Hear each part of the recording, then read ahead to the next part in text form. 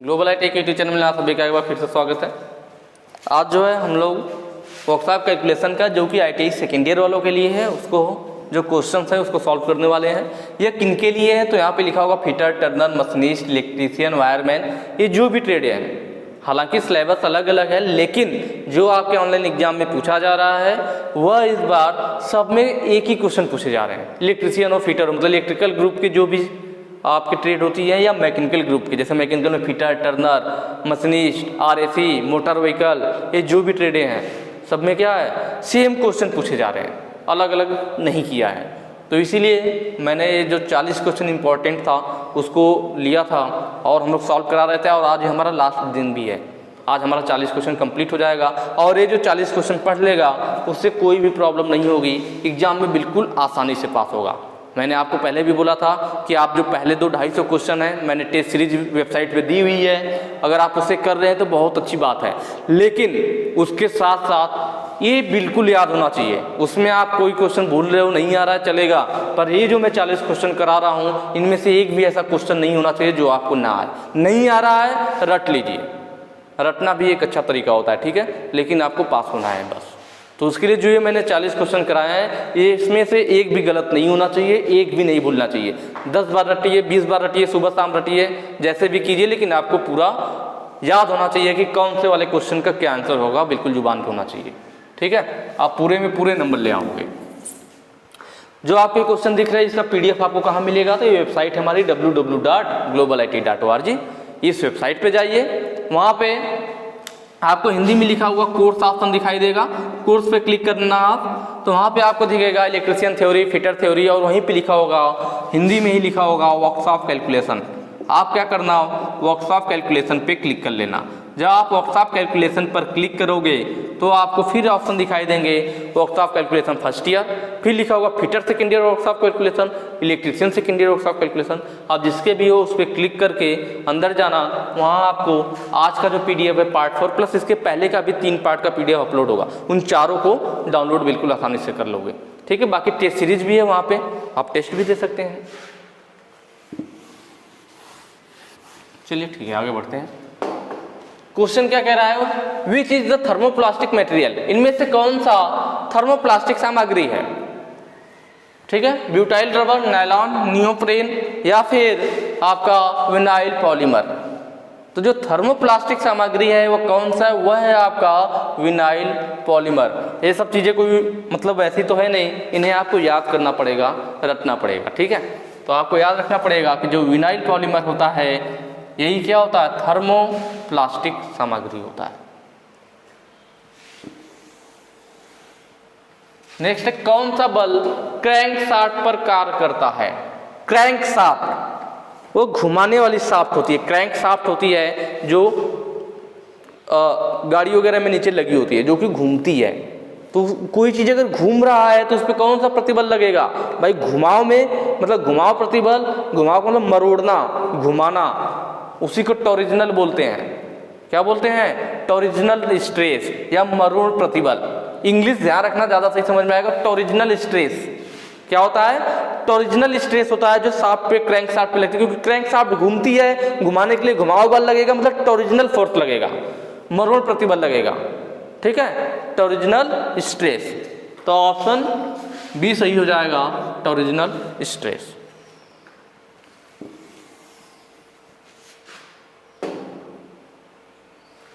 Next है, tampering प्रक्रिया करते समय एक धातु के टुकड़े को 250 डिग्री सेल्सियस पर गर्म किया जाता है, तो उस धातु के टुकड़े का रंग क्या होगा। रंग की बात कर रहा है, उससे पहले मैं बताऊं टेम्परिंग क्या है।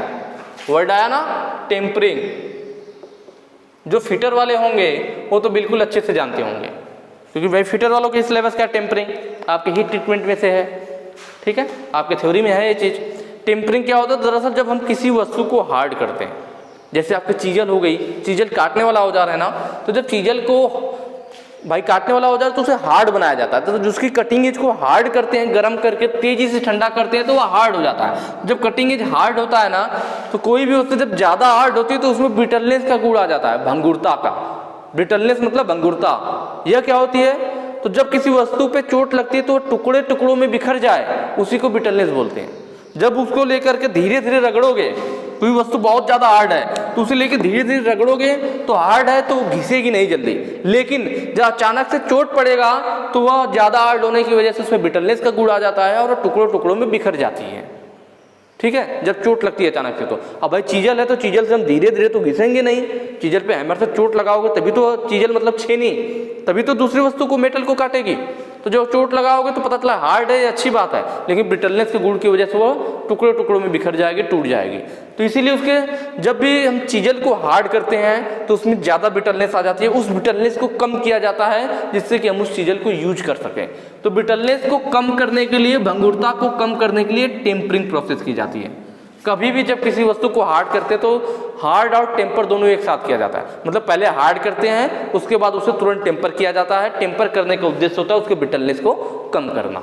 तो वही कह रहा है जब टेम्परिंग की जाती है तो उसको गर्म किया जाता है। तो अगर 250 डिग्री सेल्सियस से हमने गर्म किया है तो उसका कलर कैसा होगा, तो उसका कलर होगा ब्राउन। 250 डिग्री सेल्सियस पर उसका कलर ब्राउन होता है, भूरा होता है। ये है आपका येलो, फीका पीला है आपका, ठीक है। तो इसका जो है 220 डिग्री सेल्सियस, जब 220 डिग्री सेल्सियस पे गर्म करते हैं तब वो फीका कलर का होता है, फीका पीला कलर का होता है। बैगनी कलर कब होता है, जब वो 270 डिग्री सेल्सियस पे गर्म किया जाता है। सबको याद कर लीजिएगा, कोई भी क्वेश्चन में पूछेगा तो आपको आसानी होगा, इसलिए मैं सबका बता दे रहा हूँ। ब्लू या नीला तो यह होता है 290 डिग्री सेल्सियस पर या फिर 300 degree Celsius.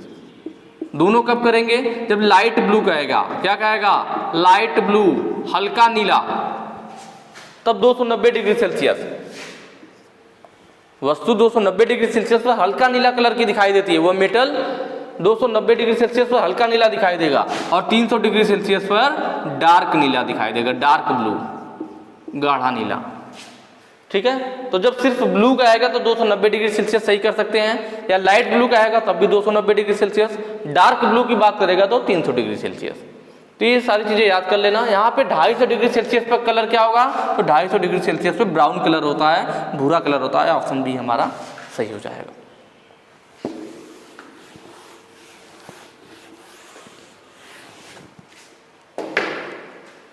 What is the process of heat treatment, ऊष्मा उपचार की प्रक्रिया क्या है। शायद इस टाइप के क्वेश्चन पहले भी आ गए हैं, मैंने बताया था ऊष्मा उपचार इसलिए किया जाता है, ज़्यादा डिटेल में बात नहीं करेंगे क्योंकि पहले क्वेश्चन हो चुका है। ऊष्मा उपचार की प्रक्रिया क्या है, तो ऊष्मा उपचार हीट ट्रीटमेंट होता है जिससे कि हम धातु की संरचना और उसके गुणों को बदल सके। कैसे, हीटिंग और कूलिंग करके, मतलब किसी भी मेटल को हीटिंग मतलब गर्म करना, कूलिंग मतलब ठंडा करना, उसे गर्म और ठंडा कर करके उस धातु के संरचना को और उसके गुण को हम, प्रॉपर्टीज को हम बदलते हैं। ठीक है, तो ऑप्शन ए हमारा सही हो जाएगा। अगले क्वेश्चन पे चलेंगे। What is the expanded form of SP, SP का विस्तृत रूप क्या है, एसपी का विस्तृत रूप, एसपी मतलब ये आपके मैथ से सेलिंग प्राइस, सेलिंग प्राइस जिसे हम विक्रय मूल्य कहते हैं। क्या कहते हैं, विक्रय मूल्य कहते हैं। ठीक है, तो उसी का फुल फॉर्म पूछा था। देखिए एसपी का फुल फॉर्म है सेलिंग प्राइस, इसी को विक्रय मूल्य बोला जाता है। ऑप्शन सी आपका सही हो जाएगा। सीपी भी होता है ना, एसपी की जगह अगर मान लीजिए सीपी पूछ लेता, सीपी का मतलब कॉस्ट प्राइस, कॉस्ट प्राइस, इसी को क्या बोलते हैं, क्रय मूल्य बोलते हैं। क्रय, दोनों को ध्यान रखिएगा।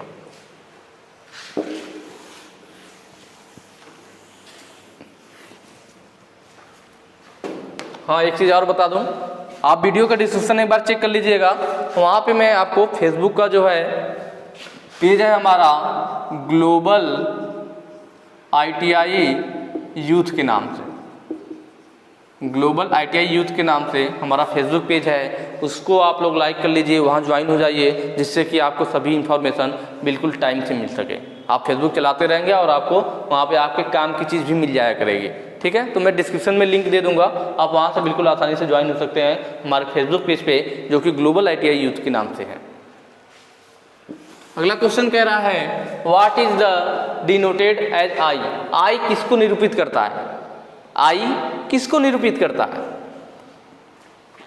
Principal, interest rate, year. देखिए प्रिंसिपल का मतलब मूलधन होता है, इंटरेस्ट का मतलब ब्याज होता है, तो जो इंटरेस्ट होता है आई होता है, इसी को हम दिखाते हैं ब्याज को या इसको आई से, ठीक है।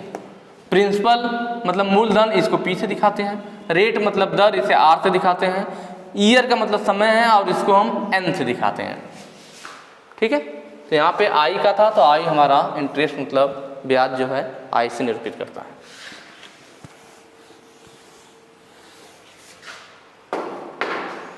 नेक्स्ट कह रहा है साधारण ब्याज क्या होगा यदि 12,000 की धनराशि 15,600 बन जाती है। ध्यान से समझिएगा, साधारण ब्याज पूछा है। साधारण ब्याज मतलब सिंपल इंटरेस्ट, यस आई, इसी को कहते हैं ना सिंपल इंटरेस्ट, इसी को बोला जाता है साधारण ब्याज। साधारण ब्याज पूछ रखा है, एसआई पूछ रखा है। क्या कह रहा है कि 12,000 की धनराशि 15,600 बन जाती है। तो मैंने बताया था जो धनराशि हमारी शुद्ध होती है, जिसे हम बैंक में जमा करते हैं स्टार्टिंग में, या जो हम कहीं लगाते हैं, वो मूलधन होता है। जैसे यहाँ कह रहे हैं कि 12,000 रुपये था, 12,000 की धनराशि थी, बाद में 15,600 हो गई।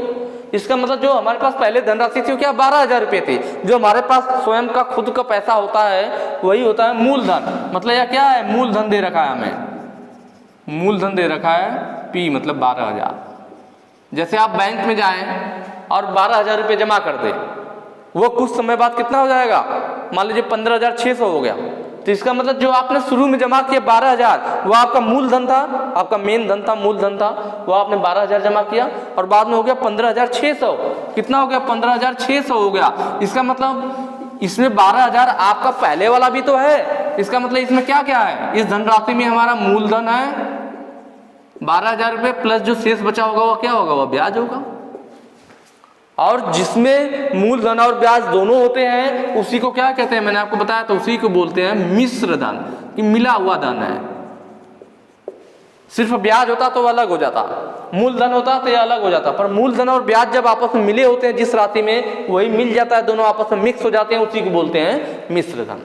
तो आपको मैंने एक बार फार्मूला बताया था पीछे के क्वेश्चन में, ठीक है, कि मिश्र धन को हम ए से दिखाते हैं। किससे दिखाते हैं, ए से दिखाते हैं मिश्र धन को। मिश्र धन A is equal to P plus S I. P हमारा मूलधन है और एस आई क्या है, साधारण ब्याज है, या फिर सी आई भी लिख सकते हैं, चक्रवृद्धि ब्याज भी लिख सकते हैं, कोई दिक्कत नहीं। तो ध्यान से देखिए भाई, यही चीज तो मैंने बताया कि जब मूलधन और ब्याज आपस में मिले हो तो उसी को मिश्र धन कहते हैं। वही चीज मैंने यहाँ पे फार्मूले के रूप में लिख दी है, सेम चीज, कि जब मूलधन और ब्याज आपस में मिले हुए होते हैं उसी को मिश्र धन बोलते हैं। तो इसी फार्मूला पे रख करके हम निकाल सकते हैं कि साधारण ब्याज क्या होगा। तो देखिए मिश्र धन कितना है, 15,600 है, इज इक्वल टू मूलधन कितना है, भाई हमने 12,000 रुपये लगाया था। साधारण ब्याज कितना है वही निकालना है हमें, सिंपल इंटरेस्ट साधारण ब्याज। साधारण ब्याज इज इक्वल टू क्या हो जाएगा, 15,600, और यह इधर से इधर आएगा तो माइनस हो जाएगा 12,000। जब 12,000 में से 15,600 में से 12,000 जाएगा तो 12 3 15, 3,600 बच जाएगा। यही हो जाएगा आपका साधारण ब्याज। तो ऑप्शन बी यहाँ पे देखिए सही हो जाएगा, 3600 रुपये साधारण ब्याज।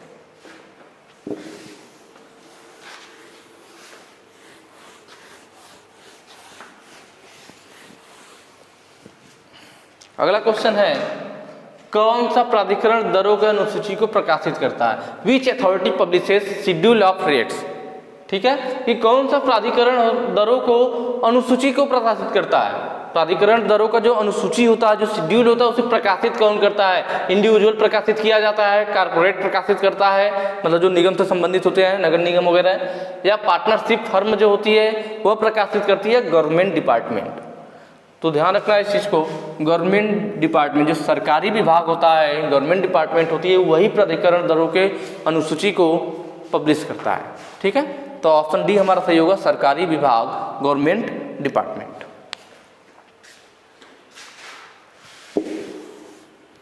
अगला कह रहा है, ढलवा लोहे में, ध्यान दीजिएगा इस क्वेश्चन को, विच ऑफ द इम्प्योरिटी अशुद्धता इन कास्ट आयरन, इंग्लिश में कास्ट आयरन लिखा हुआ है पर आप हिंदी में इसे जब ट्रांसलेट करते हैं तो यहाँ पे डलवा के जो कच्चा लोहा लिख देता है और कई लोग कच्चा लोहा पढ़ करके आंसर गलत करके आ जाएंगे। तो क्वेश्चन करते समय हमेशा ध्यान देना, जहाँ भी डलवा लोहा पिटवा लोहा की बात हो ना, एक बार उसका इंग्लिश जरूर देखना, क्योंकि जो इंग्लिश में क्वेश्चन दिया गया होता है उसको सही माना जाता है हमेशा, हिंदी वाले को सही नहीं मानते हैं। अगर मान लीजिए इस पे आप ऑब्जेक्शन करेंगे इस क्वेश्चन पे ना कि नहीं इसमें हिंदी गलत लिख दिया था, तो उसमें कोई आपकी बात नहीं सुनेगा, क्योंकि साफ शब्दों में बोला जाता है कि हमेशा जो इंग्लिश में क्वेश्चन दिया गया होता है उससे सही माना जाएगा। तो जब भी कास्ट आयरन को देता है इंग्लिश में तो उसका हिंदी कच्चा लोहा लिख देता है और लोग कच्चा लोहा पढ़ करके गलत ऑप्शन करके आ जाते हैं। तो ध्यान रखना, कास्ट आयरन का हालांकि मैंने यहाँ शुद्ध किया हुआ डलवा लोहा, पर ये जब क्वेश्चन आया था एग्जाम में तो वहाँ पे क्या किया था, कास्ट आयरन का हिंदी कच्चा लोहा लिख दिया था, क्योंकि कास्ट आयरन का मतलब क्या है, ढलवा लोहा होगा। तो लिख रहा है ढलवा लोहा में कौन सी अशुद्धता इसे कठोर और भंगुर बनाती है, मतलब कास्ट आयरन में क्या ऐसा मिला होता है, कौन सी अशुद्धता होती है जिसकी वजह से कास्ट आयरन कठोर और भंगुर हो जाता है, हार्ड और ब्रिटल हो जाता है। तो वह होता है आपका सल्फर, ऑप्शन बी जो है आपका सल्फर। सल्फर की वजह से कास्ट आयरन हमारा ब्रिटल होता है, ठीक है, भंगुर होता है। नेक्स्ट क्वेश्चन पे चलेंगे। पुस्तिका का नाम क्या है जिसमें विभिन्न दरों का संकेत दिया जाता है, कि अलग अलग रेट, किसी भी चीज़ का अलग अलग रेट किसी पुस्तिका में दर्शाया गया है, किसी बुक में दर्शाया गया है तो उसको क्या बोलेंगे, किसी बुकलेट में किसी भी चीज़ का अलग अलग रेट और दर को दर्शाया गया है तो उसको क्या बोलेंगे। तो वह होता है आपका, ये भी क्वेश्चन पहले आया था, प्राइस कैटलॉग, मूल्य सूची, ठीक है, क्या होता है, मूल्य सूची होती है, प्राइस कैटलॉग होता है। ऑप्शन डी हमारा सही होगा, प्राइस कैटलॉग मूल्य सूची, ठीक है। जबकि प्राइस टैग क्या होता है, यह सभी वस्तु के साथ लगा होता है, या कोई बुक नहीं बना होता है ना। प्राइस टैग मतलब जो भी वस्तु जितने की उसके साथ टैग लगा होता है। आप जाते होंगे मार्ट वगैरह में कपड़े वगैरह लेने के लिए, तो सभी कपड़ों के साथ उनका अलग अलग टैग लगा होता है और उन पर उनका रेट लिखा होता है, तो वो प्राइस टैग होता है, जिन पे उनके उस वस्तु के साथ ही उस टैग को लगा करके दर्शाया जाता है। पर अगर किसी बुक में अलग से सभी वस्तुओं का रेट के दर को निश्चित किया जाए तो उस बुक को क्या बोलते हैं, तो वह बुक होती है मूल्य सूची या प्राइस कैटलॉग, ठीक है। तो यहाँ पे ऑप्शन डी हमारा सही हो जाएगा। और ये आज हमारा 40 क्वेश्चन की जो सीरीज थी वो कंप्लीट हुई। इन सभी क्वेश्चनों को एक बार फिर मैं रिक्वेस्ट करूंगा आप लोगों से कि बिल्कुल अच्छे से तैयार कीजिए, रट लीजिए, जो भी कीजिए समझ लीजिए, बस आपको याद होना चाहिए, ठीक है। वीडियो अच्छी लगी हो तो ज़्यादा से ज़्यादा शेयर कीजिएगा, ठीक है। बाकी बस यहीं पे समाप्त होता है। Thank you.